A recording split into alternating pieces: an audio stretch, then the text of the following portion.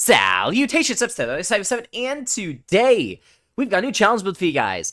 Now, today we're covering the Seeker Assault Rifle. This is a Torg Assault Rifle, so it's explosive, and it seeks. That's really the whole thing to the gun. It homes after it travels a certain distance. It has to travel a little bit before it starts to home onto the target. But it does home. Now, this weapon at low Anarchy stacks is kind of bad. And that was kind of the vibe that I got from other people too. It's just like bad on most characters like this. It takes quite a bit of work to make this weapon work.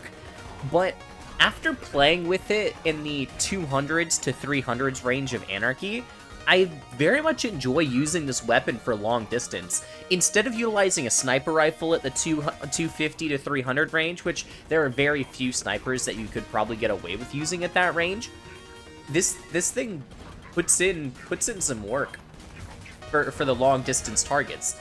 Now, I have a little thing that I did with this run, and I did this just because it complemented this gun so well.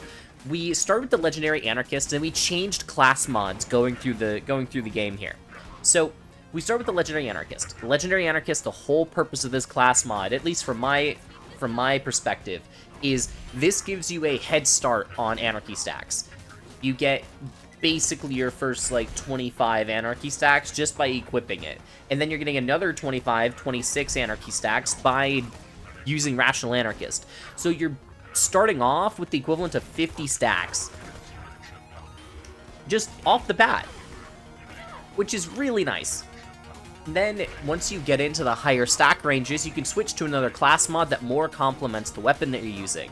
If the weapon is going to hit no matter what, then you can use the Legendary Anarchist until you get better value out of somehow landing crits at that Anarchy stack level. But for the most part, the Legendary Anarchist is probably going to be the best if you want to optimize the damage part of a gun.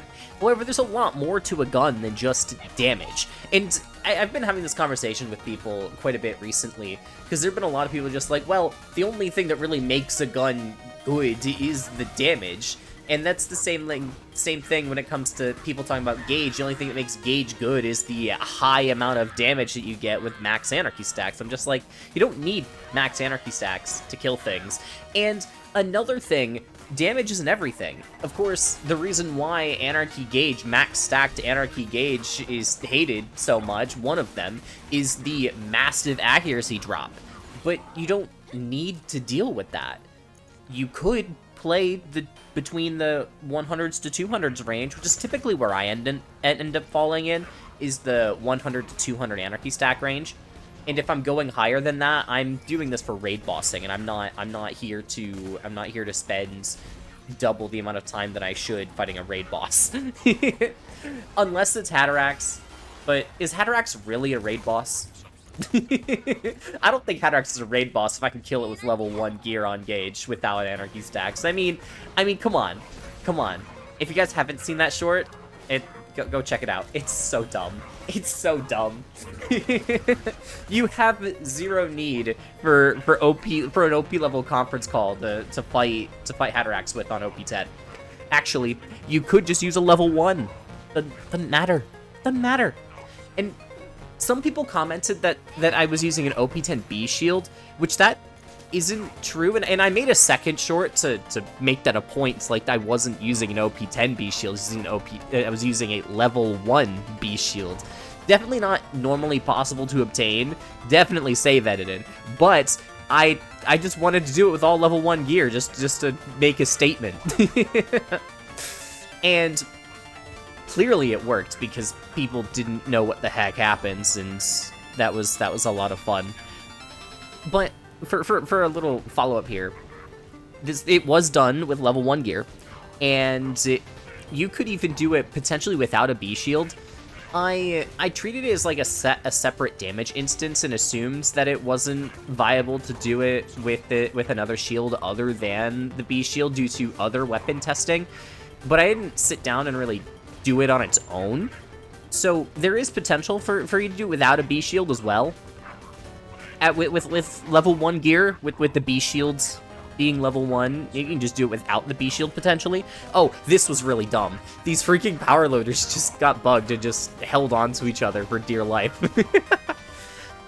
So, you may have noticed me running up to power loaders when I'm going to shoot at them, and sometimes it causes me to miss with this weapon, just simply because this weapon doesn't work as well when in close range.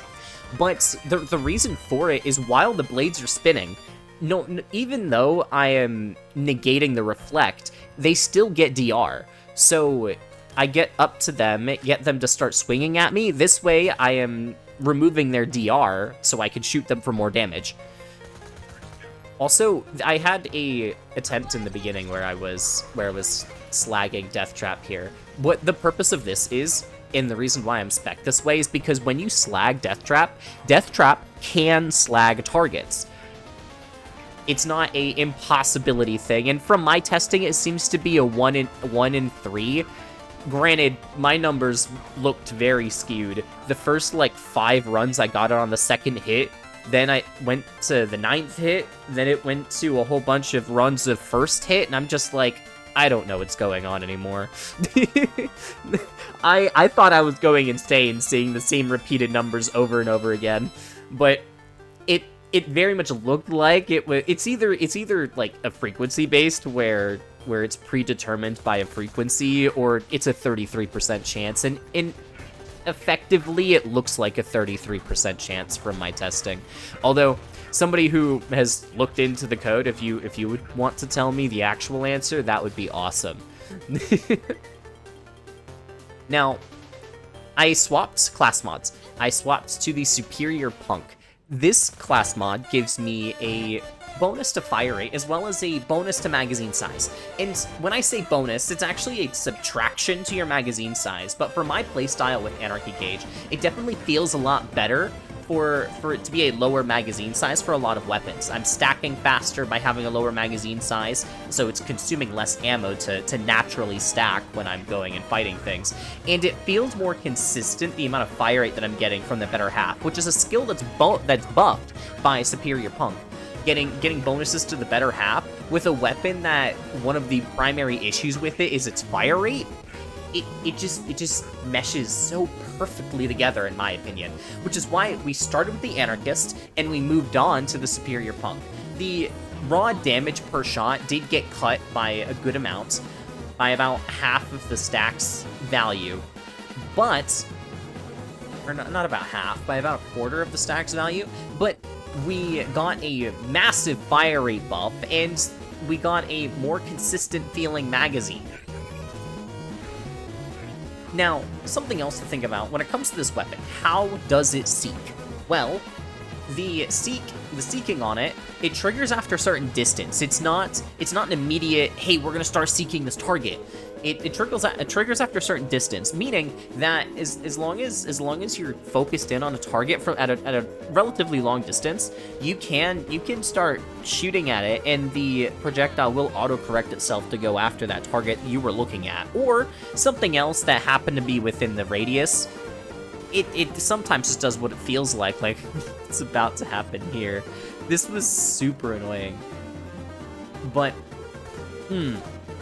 There's definitely points where the seeking is kind of whack. Also, song change.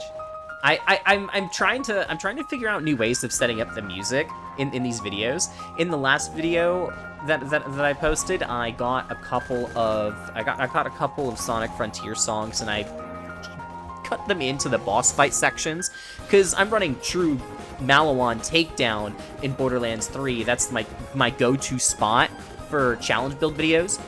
And for Borderlands 2, I didn't exactly know where I wanted to integrate some other song choices into it. So I felt like, you know what? There's the big loader section at the halfway point, and then there's the Hurley fight. So those are probably two good spots to potentially add in music changes, and I'm trying to get better with my editing for it. So let me know if you guys liked the transitions for these videos. Oh, I just got a gnat in a server. Oh, it's not relevant. We good. But anyways, going back to the seeking on the seeker here. It is kind of inconsistent. Sometimes the projectile just decides not to seek despite it being in range and whatnot, and other times it just targets other targets than what you were aiming at, and it gets kind of annoying. But honestly, the higher the Anarchy stacks, it felt more consistent, which sounds stupid, but that's just the way it felt. It definitely shouldn't work that way, and it probably doesn't work that way, but that's just the way it's felt to me when I've been playing. So it's definitely interesting. I am very much enjoying this assault rifle when it comes to the higher stack thresholds, and we're doing good damage now. We are at 146 stacks, and we're doing pretty good. Now, me misplaying by forgetting that the rockets go over the barricade doesn't really help very much, but We're getting healing with a transfusion, so it's okay. And that's another thing. When I was referencing the swap speed issue with Gaige, swap speed not being built into the kit, I don't think is entirely necessary, especially for a shock Gaige setup, where shock is the primary damage source. Ooh, another song change.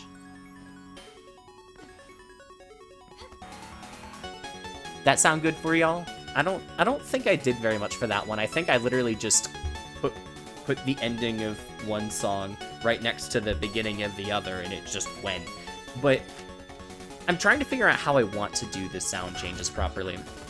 We'll see where it goes from here. I'm gonna be doing this more often in the future, especially if I get more time to make videos, which right now I currently have a bit more time than usual. So I'm currently recording and setting up videos that are a week or two ahead. I think now I'm gonna be the current video that hasn't been released that's going to be is the Hunter Seeker Zane. Then it's this video that's coming out, so this will be 2 weeks ahead. I have another video that I've been planning that I could potentially get done recording by the end of the week. So I'll have 3 weeks worth of videos recorded. Oh, that reminds me. For those that are in my Discord, I have been dropping these unlisted video links for these videos that as I finish them.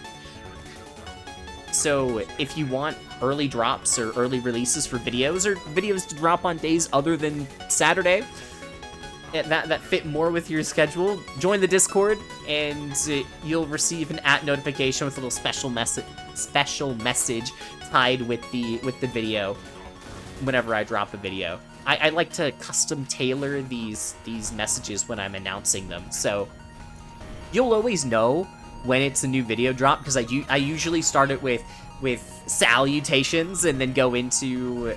Oh, actually, you know what? I'm just gonna pull up an announcement.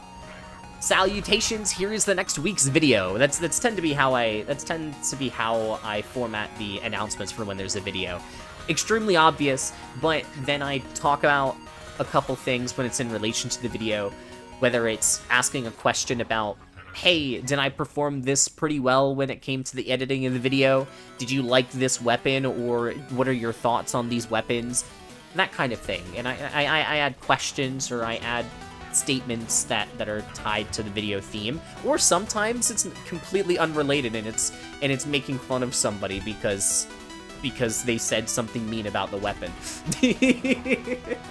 That used to happen a lot more than it does now, but I also haven't been getting very many people who are very aggressive towards a weapon. I got shot by I got hit with an explosive barrel. I didn't notice that's what happens in that clip. I thought he just freaking got a lucky shot on me and I was slagged. It wasn't even that. I wasn't even slagged. I got freaking hit by a barrel. I hate everything. Now, I'm thinking about, as I was talking about in one of my prior videos, I was thinking about doing a Borderlands 2 video, then a Borderlands 3 video, and cycling it every weekend. And Over9000's brought up a good point. Oh, Over9000 was the guy who suggested this video, by the way, so go check him out. But Over9000 suggested for me to just make videos of what I want to make, which, I mean, yes, that tends to be the point of making a video. And when I first read it, I was kind of just like, well, that seems kind of obvious, and I feel like that's what I'm currently doing, though, right? And then I read it over again, and it was more so referencing that whenever it comes to which game you want to play. And I was like, okay, thinking about it, I don't know. I don't know if I want to do it based off of the game that I want to play at the time specifically, because I can preemptively make these videos, and I have a lot of stuff that I can do or get to with both games that I enjoy. So I'm trying to figure out a good medium for it right now, because I definitely enjoy doing both, and at this point, I've been creating a whole bunch of Borderlands 2 content simply because I love learning about Borderlands 2, because I didn't know as much about it as I did Borderlands 3, and now I'm currently in the middle of writing a freaking document about Borderlands 2, so I think I'm either starting to be or I'm at the point where I know as much about BL2 as I do BL3, which is kind of scary because I have like a third of the time in BL2 that I do BL3. Now, I'm also always learning new things with both games, don't get me wrong, but it just feels weird to me being that I think I know about the same, if not at this point more, about Borderlands 2 than I do Borderlands 3. Now, there is one thing that I don't really know much about when it comes to either game really anymore, is playthroughs. I don't really do playthroughs very much. I don't really prefer playing through the full game all that much. I love theory crafting and building at different stages of the game, and I love doing challenges, but when it comes to just playing the game, I find some of the aspects of the game kind of annoying. But this is where I cut out, and I let you guys enjoy this last music cut in this last boss fight. This is Stereolita77 signing off.